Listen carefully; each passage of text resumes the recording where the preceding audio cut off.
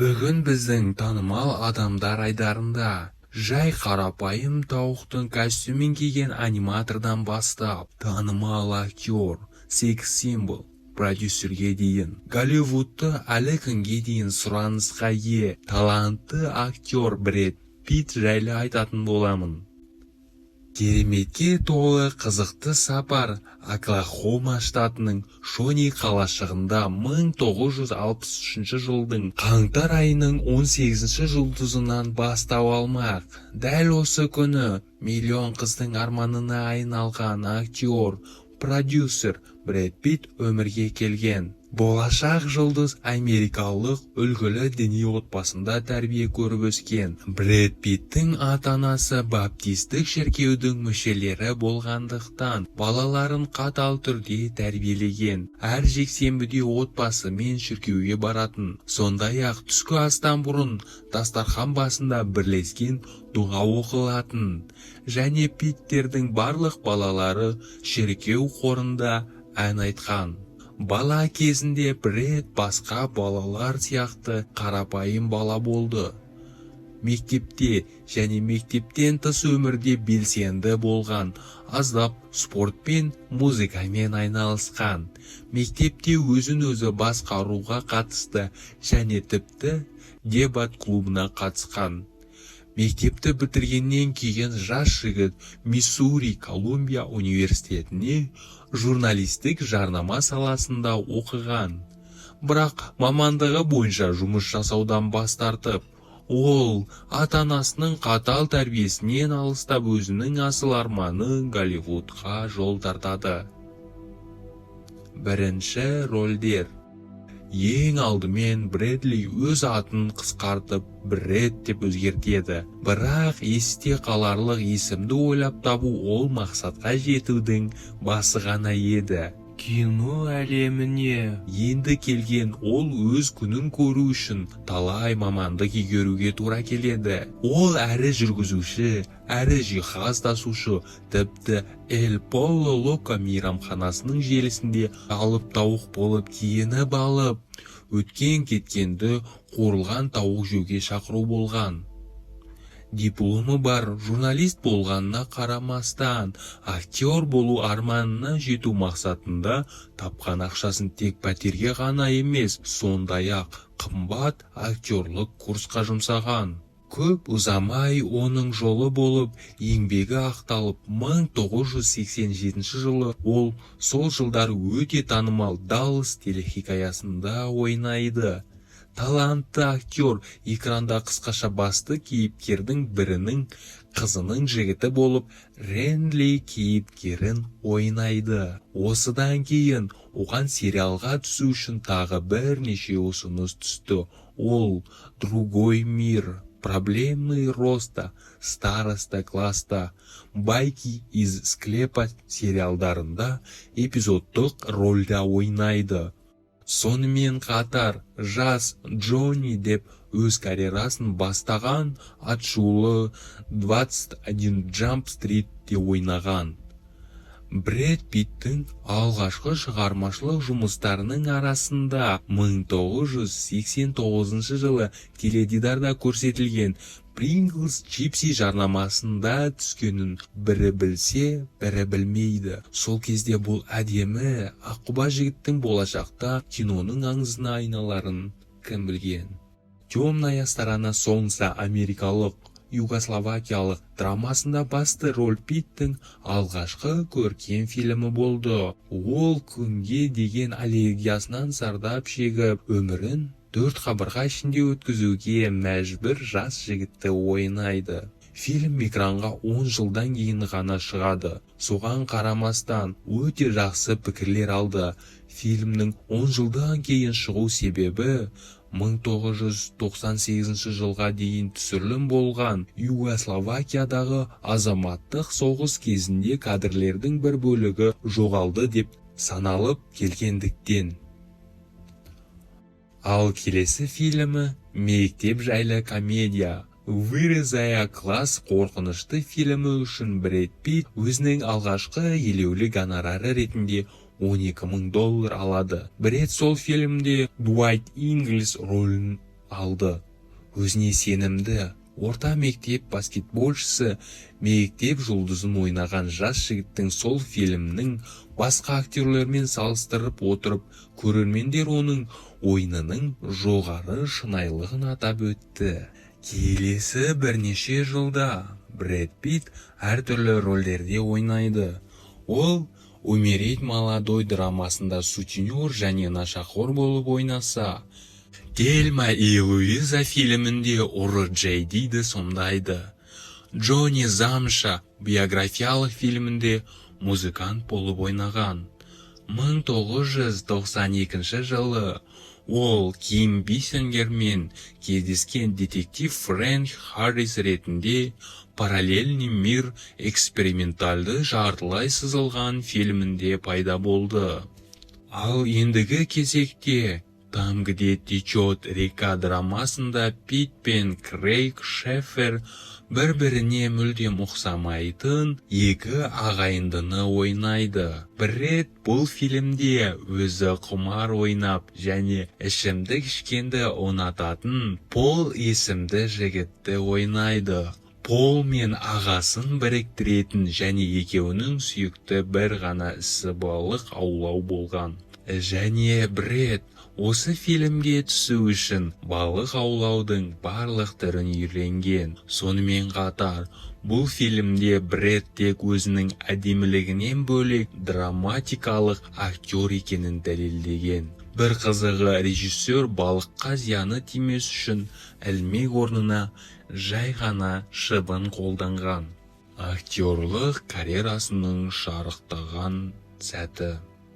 1994 жыл жас актер үшін жемісті жыл болды. Ол кезде Энн Райстың Нил Джорданның «Интервью с вампиром» романының желісі бойынша жарық көрді.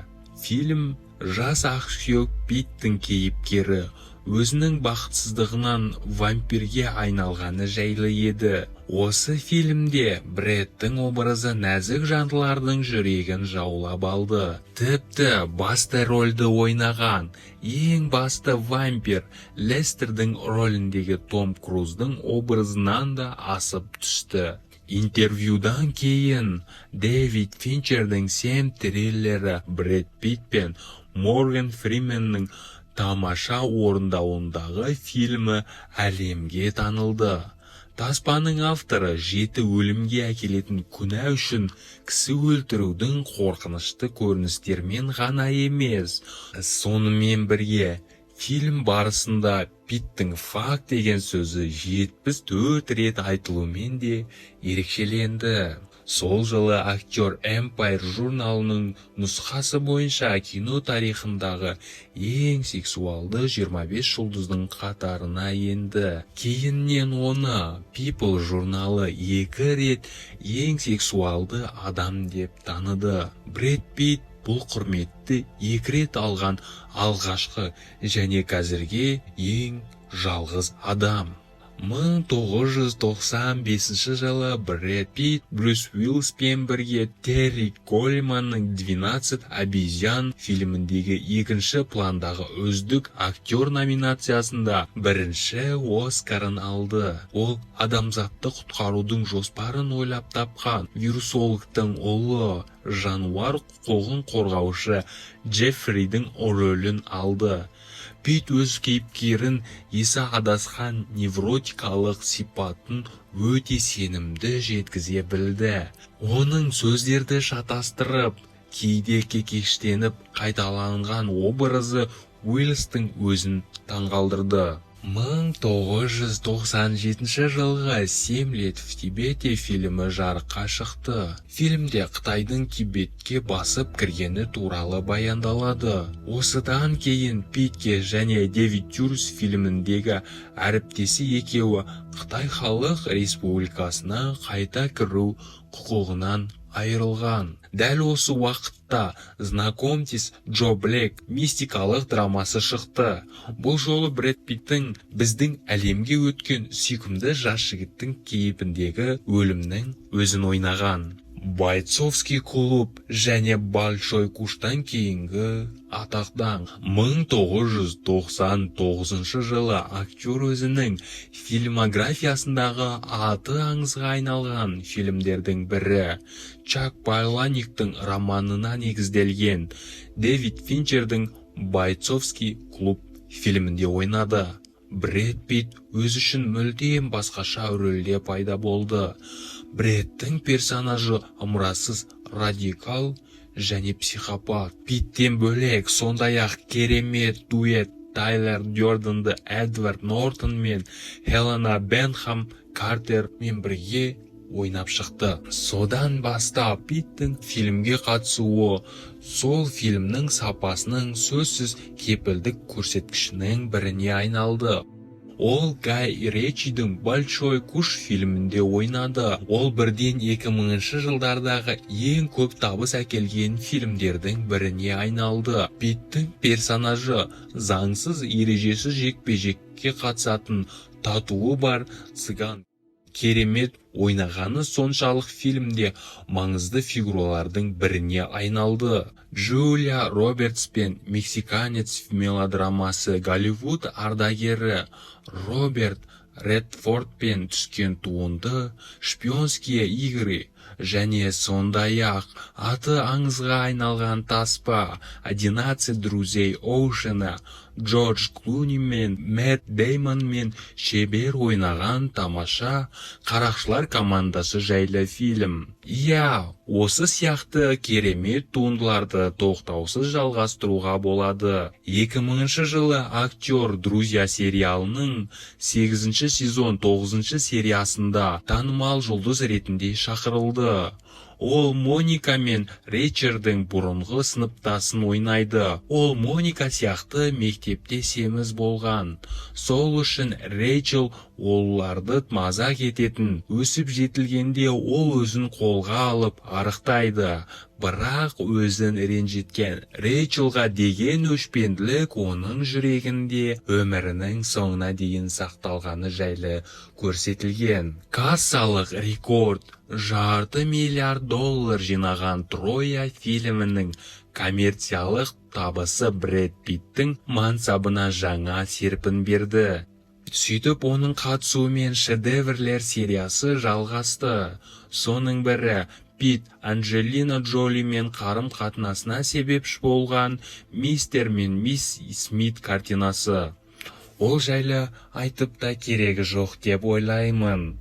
Брэд Питт «Загадочная история» Бенджамина Беттона фильміндегі ең танымал атышулы рөлдердің бірін сомдады. Бұл актердің режиссер Дэвид Финчермен үшінші ынтымақтастығы болды. Қартайып туылған, өмірін керісінше өткізетін және сәби кезінде өлетін адамды экранизациялау оңайға соққан жоқ. Питт қайтадан осы фильмі үшін Оскар номинациясын алды. Достар, бұл киноны барлықтарыңызға көруге кеңес беремін. Адамның жан дүниесіне жағымды туынды. Сондай-ақ Джеол мен Этан Куэннің «После прочтения сжечь» комедиясында ақымақчат Фельдмейрдің, сондай-ақ Квентин Тарантиноның «Бессловесные ублюдки» фильміндегі Апачи лақап аты бар аяусыз нацистің аңшы Альдо Апачидің образдары көрермендерді тәнті етті. 2002 жылы Брэд Питт, Дженнифер Энстон мен және Paramount Pictures Голливуд киностудиясының басшысы Брэд Креймер бірлескен кәсіпорны Plan B Entertainment атты жеке продюсерлік компаниясын құрды. 2005 жылы Джонни Депптің басты рөліндегі әйгілі Чарли шоколадная фабрика фильмін, ал бірнеше жылдан кейін Анджелина Джоли ойнаған «Сильное сердце», «Как трусливый Роберт Форд убил Джесси Джеймса» сияқты фильмдері шығарған. Питт Роберт Швенкеннің «Жена путешественника во времени» және Мэттью Вонның «Пипец» фильмдерінің продюсері болды. Сонымен қатар Plan B Entertainment Оскар сыйлығын алған «Отступники» фильмін жасауға қатысқан. Брэд Питт тек үлкен экрандарда ғана емес, актер бірнеше рет жарнамалық роликтерде басты кейіпкер ретінде көрінді. Соның бірі 2005 жылғы ол Хейнкенттің американдық нарығының түсіріліміне қатысты. Ал қиыр шығыста Голливудтық атақты Honda Acura жарнамасында көрінді. Бір қызығы, Брэд Питт көптен күткен Оскар сыйлығын 2014 жылы ғана алды. Оскар оған ақш кино академиясы жылдың үздік фильмі деп таныған. 12 лет рабства тарихи драмасының продюсерінің бірі ретінде марапатталды. Ол сондай-ақ осы фильмде құлдықты жек көретін канадалық жұмысшыны ойнайды. 2016 жыл ол жоғарыда аталған «Союзник» фильмін түсірумен айналысты. Суретте ақш барлау агенті мен нацистік шпионның махаббаты туралы баяндалады. 2017 жыл «Война миров Z» фантастикалық экшн фильмінің жалғасы шықты.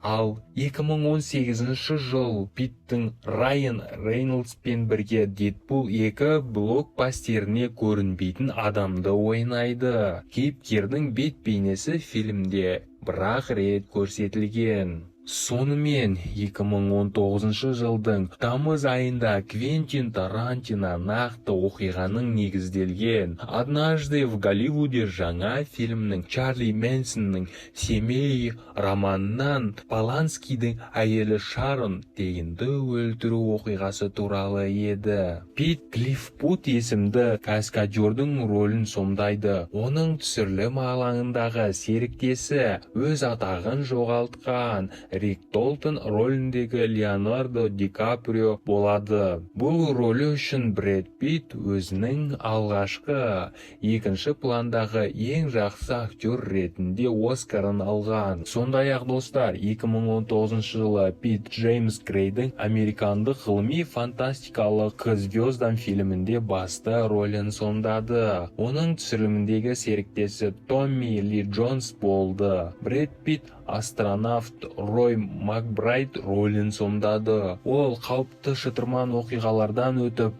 ғарыш катаклизмдерінен аман өтуі керек болғаны жайлы фильм. 2020 жылы Питт Эмма Стоунмен бірге Дэмиан Шазелдің «Вавилон» фильмінде басты рөлді сомдаған. Және фильмнің сюжеті өткен ғасырдың 20 жылдарына көрермендерді Голливудқа апаратыны туралы болды. Сондай-ақ 2022 жылы Брэд Питт «Быстрее пули» фильмінде жолы болмай жүрген шпион жайлы басты рөлді сомдайды. Достар, сонымен біздің видеода соңына жетіпті. Брэд Питт сөзсіз аты аңызға айналған керемет актерлардың бірі екенін барлық адам мойындайды. Бұл жерде Брэд Питттің әдемілігінен бөлек өзінің еңбекқор екенін байқауға болады. Және достар, сіздерге Брэд Питттің жеке өмірі қызықты болса, осы видеоға лайк басып, астына Брэд Питттің өмір баяны жайлы түсіру керек екені туралы комментарий жазыңыздар. Егерде ондай комментарий көп болса, мен Брэд Питттің өмір баяны жайлы керемет видео түсіретін боламын. Назар салып тыңдағандарыңызға рахмет. Келесі видеода жолыққанша қош сау болыңыздар.